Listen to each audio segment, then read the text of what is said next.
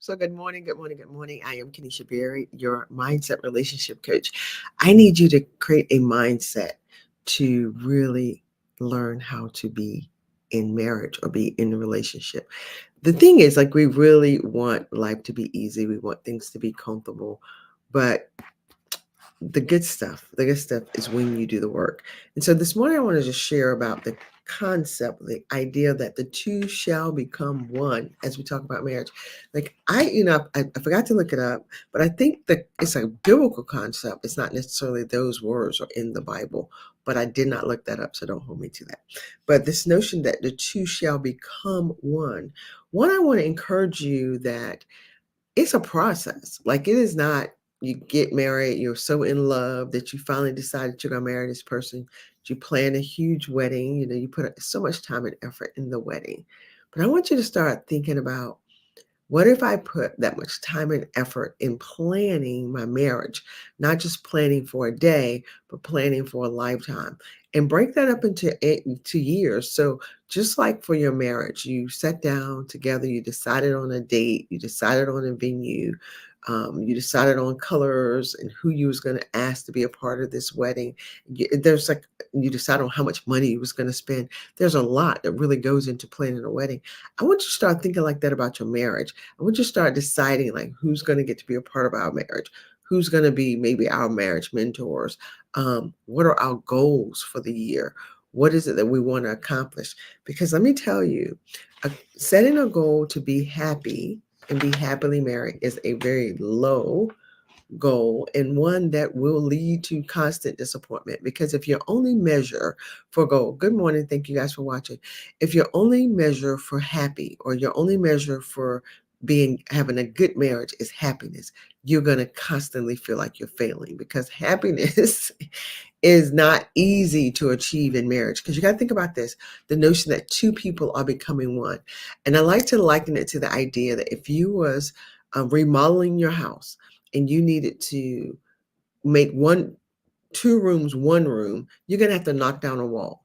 And when you knock down that wall, it's going to cause dirt and messiness and discomfort for the house. Now you may have to like live in a corner of the house instead of the entire house. It will be a mess. But the process, and the whole time you're thinking, but the goal is, I'm going to have a bigger bedroom, I'm going to have a bigger office, because those two rooms are now going to become one. So you tolerate the stress of it all, the contractor, the thing they might find with the foundation. You deal with that because you're looking forward to that day that these two rooms is the one room you always wanted. And I need you to bring that same thought and energy into your marriage, that we are becoming one. And that means that there's a lot that's going to have to be torn down to get us to the one. And it is in the tearing down that the hurts, the disappointments, the frustration really happens. And so what does it mean when I say you're going to have to tear some things down? First and foremost, the first thing I encourage you to do in order to establish your oneness, is like, let's get clear about, what are our goals. What are our goals for our marriage? What do we want to see happen? What vision do we have for, what do we want to accomplish as a couple? Is it to build a home? Is it to own businesses? Is it to multiply our finances? Is it to raise children? Is it to make sure we raise children that can get full scholarships? Like, start thinking about, what are some of the goals that we really want to accomplish in the marriage? Because listen, when you set goals as a couple and then you find yourself working towards it, now you feel like you're achieving success. You're not getting lost in the happiness, right? You can literally measure, wow, we did that thing. We said we was going to help the kids be financially better off than when we started. That was one of Andre and our goals. And so they have two children to get full scholarships to college. They got to start life without any student loans, any student debt. Right now, Bryson is 22, got his first job. He's making decent money straight out of university. And so for the first year, we're going to let him live with us for free, because we want him to, he has a goal. His goal is to save X amount of dollars. As parents, part of our goals was to set our children up to be more successful than us. This is the way we're doing that. So we can measure that, we can track that. So that is part of our oneness. The second thing I encourage you to do is to evaluate your beliefs about marriage. See, we don't even think about how we bring into a marriage these beliefs that may just not be working for the two people that's in the marriage, because we may be picked up our parents' thoughts and beliefs either about marriage or watching them either be married or not be married or be unhappily married.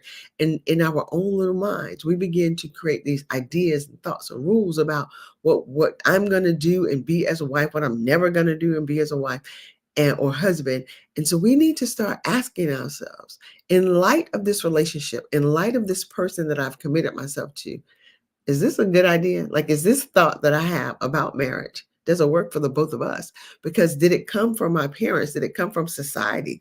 Did it come from the Cosby Show? Because so I'm of the age where historically everybody looked to Cliff and Claire Huxtable as the idea of marriage. And so many people in my age bracket or a little younger than me, they would try to model their marriage off of the Huxtables and then find constantly hurt and disappointment. And I always would say, listen, if you want to be like Claire and Heathcliff, then you're going to need people to write the script so you know what to say and how to act. But life isn't that way. So I want you to start evaluating, what do I believe? Like, do I believe that every day when I come home from work, dinner should be made, or that my husband should have already cleaned something? Or do you believe that you shouldn't have to ask him to do things? Do you believe that if we were one, we would share all the chores 50-50? Like, start thinking about, what did I come into this marriage believing? And are those beliefs helping your marriage grow? Or are they hindering growth? Are they causing conflict? And if it is, be willing to come up with a new belief or system that works for the both of you, and not have to build this relationship based on other people's expectations and ideas of marriage. The third thing I encourage you to do is learn communication skills. Learn communication skills. Now, I have some lessons on that. Go to my YouTube channel, go to my Facebook, and watch some of the videos. But let me tell you, one of the biggest things about communication, because everybody's like, oh, we need to communicate. Learn to hear, learn to listen from love, peace, and joy. Right. So as a coach, I teach people about emotional healing. You have to learn to heal. This is why therapy and coaching and stuff is so important, because until you heal, many times what you hear is you hear from your wound. You hear from your trauma. You hear from the pain and hurt of your past.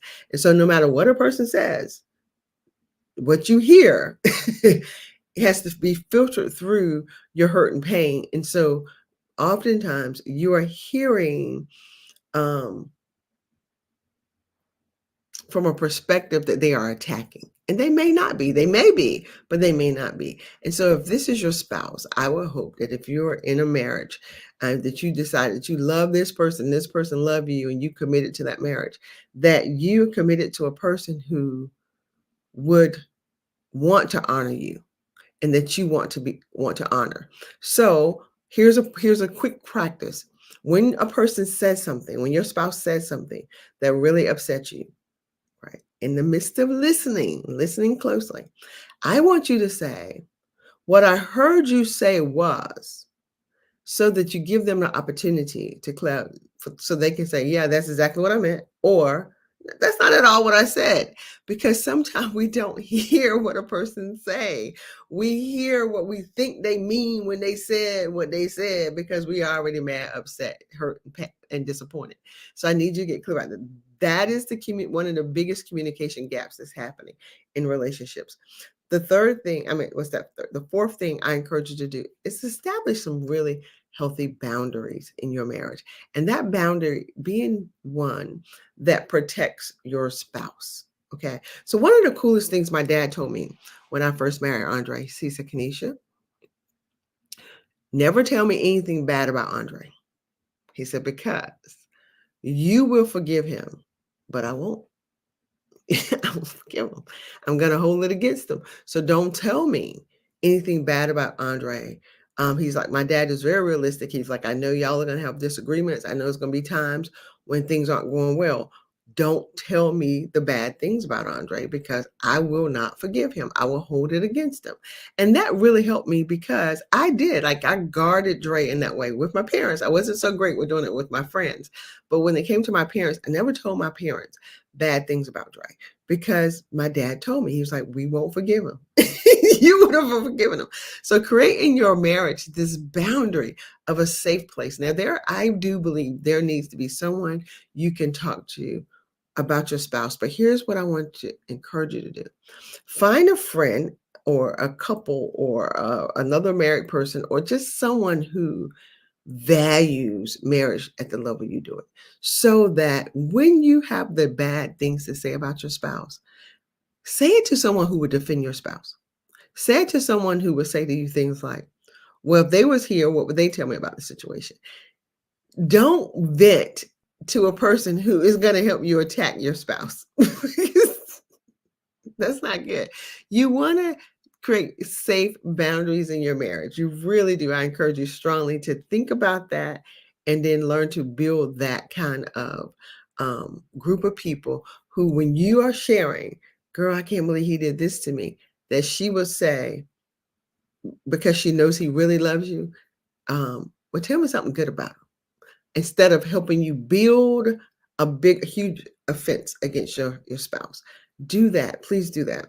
And then lastly, I would say make a marriage or create a marriage that really reflects the two of you.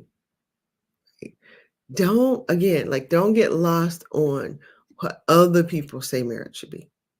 Don't get lost on comparing your marriage to other people's. Certainly don't get lost comparing your marriage to the social media posts, because those are moments. Those are moments in time. Let me tell you, one of the things that tickled me about social media, when my husband and I was on the verge of divorce, we was living in the UAE, the United Arab Emirates. He had taken me and the kids to Atlantis. Now we're at Atlantis. When I tell you this place was beautiful, I'm on the beach. I'm on a bed on a beach. There are fireworks. It's gorgeous. But then there are moments where I'm in tears. Now, which pictures do you think I post? So don't get caught up in someone else's social media about their marriage and think that there's something wrong with your marriage, because it doesn't look like that. Theirs don't look like that either. We're not posting the hurt, the brokenness, the sadness. We're posting the beautiful moments in time. So make sure you stay focused on your spouse, your marriage, and then infuse it with love, peace, joy, God. Make sure God is all through it. And how do you do that? Get in the word of God, read his word. And don't be the spouse that think that, well, I read the word and my husband don't. God is having a relationship with you, individual of the relationship that he's having with your spouse. And trust that if he loves you, he loves your spouse. And so that just like he had a way of getting to you and getting you to read his word, love on him, worship and praise him, he has a way of getting your spouse. He does not need you to be the Jesus to your spouse. He needs you to reflect Jesus, be good, be kind, be loving, be forgiving, be sacrificing, be that for your spouse. But he doesn't need you. I remember years ago, I had a friend and she said, girl, when he sleep, I put anointing oil on him and I put the scriptures under his bed. That's witchcraft. Okay. That's manipulation. It doesn't work. And it didn't work. I said, Lord, that poor man waking up every morning trying to figure out why his face all shiny. Those things don't work. Pray for your spouse. Then you exhibit God's character in front of your spouse. I'll say this in closing. God has always given me vision. So I do vision boards. And for years, when I would ask Andre, did he want to do a vision board with me? He'd be like, nope, nope, nope, nope, nope. So one year it's time to do vision boards because I would do it with the kids as a family. Here come Andre, want to do a vision board. I was like, oh, you're doing a vision board with us this year? He said, yes, because I noticed everything you put on your board has come true. So I want that too. I became the example for him to see that God uses vision boards to bring your visions to be. So now he wanted to do it. So imagine in other areas in your marriage, if you just allow God to illuminate the area in your life, kindness, gentleness, then perhaps your spouse will want to reflect that back to you and grow into a loving relationship with God because you are illuminating who God is instead of using God to tear your spouse down. Listen, I pray this was a blessing. If it is, will you do me a favor? Will you like, share, and subscribe to my videos? Will you let people know that Very Thoughtful is out here doing all she can to help marriages stay together? And if you are the marriage who maybe you guys are in a good place, or maybe you like just want to tune up, kind of like what you do with your car, or maybe you're not doing so good right now and you need some skills and tools to help you get there. Join my class, Think Your Way to a Better Marriage. Go to my website, verythoughtfullife.com, and join the class, Think Your Way to a Better Marriage. The link is somewhere around this video. All right, have a blessed day. Bye-bye.